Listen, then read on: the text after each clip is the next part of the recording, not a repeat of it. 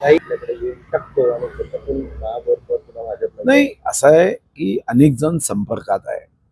त्यापैकी काँग्रेसच्या एका गटाला सुद्धा असं वाटतं की शहरात आपण जनतेला काय उत्तर द्यायची. उद्या शहरामध्ये विकासच झाला नाही. या शहराचे स्वच्छतेचे विषय आहे, विजेच्या संदर्भातले विषय आहे. या शहरामध्ये उद्या जर पगार द्यायलाच पैसे राहिले नाही तर महानगरपालिकेमध्ये नगरसेवक म्हणून आपण काय, जनतेने आपल्याला कशाला निवडून दिलं. आणि ज्या पद्धतीने या शहरामध्ये विकासाचा विश्वास आमच्यावर आहे, त्या माध्यमातून काँग्रेसच्या काही नगरसेवकांची इच्छा आहे. पण प्रत्येकाला एकच वाटतं की मी यायला तयार आहे, तुम्ही थोडा मोठा गट करा. मी यायला तयार आहे, तुम्ही थोडा मोठा गट करा. तर ठीक आहे, आपण प्रयत्न करू.